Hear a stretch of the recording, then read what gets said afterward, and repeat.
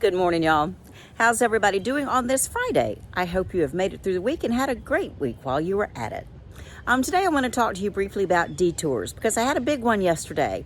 I had to take a trip down to South Florida, and my usual route is I-10 to I-75. And about an hour or so before the interchange of the two interstates, I got this notification from my GPS that there was a bad accident on I-75 causing a minimum hour and a half delay. And the GPS lady recommended that I take US Highway 19 instead.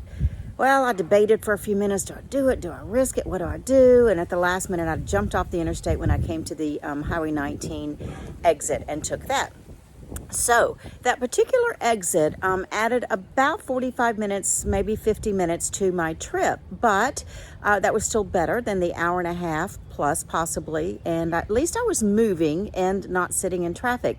But I have to admit to you, a little while into it, I started getting really frustrated because this is a 4-lane highway, and you go for miles and miles and miles of nothing, and then all of a sudden you have a small town that you go through, and you have a traffic light every 60 seconds. And so it was just a little frustrating in the beginning.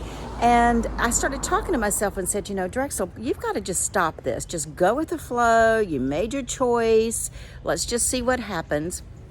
And so I decided to stop being aggravated by the route and decided that I would look around and take advantage of the sights. And so I turned my radio off and really began to think. I'd left the trip that morning with a concern on my heart and in my mind, something that I just need to work through, and I hadn't been able to really concentrate on it. And so I turned off the radio, I said a prayer, and I started just looking around me at the sights. And those stretches where there was nothing, all of a sudden I realized there was a little something here and there. There may be a field that had all these beautiful cattle in it that they were grazing, and that was really pastoral and very pretty. I saw a lot of country churches that were very pretty, and had I not been on a schedule, I probably would have jumped out and grabbed my camera and taken a few pictures. I saw some really cute little country stores with fun names. I saw several little country restaurants with signs promising that they had fried chicken just like your grandma used to make. So it ended up being a very interesting and kind of calming ride. It also gave me time in the silence on those long stretches to think about the concern that I have and try to come up with some solutions. And so that's helped. It kind of unlocked my brain a little bit, and so that was very nice. So what I want to talk to you about today is just say that you're going to have a detour or 2 or 10 or 15 in your lifetime. I'm sure you've already had some.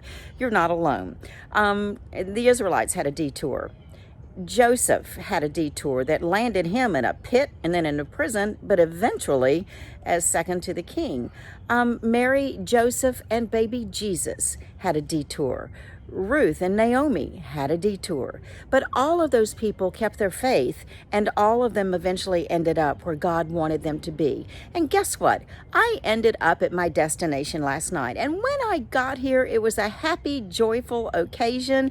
So glad that I made it here, and that extra 45 or 50 minutes didn't matter one bit because I was here, made it to the destination, and all was well. So if you're faced with a detour today, if you're in the middle of one today, I encourage you just to not fret and not fuss about it like I was doing, but just settle yourself, calm yourself, decide that you're going to use this detour time to really think and pray about maybe where your destination is and how you're going to get there.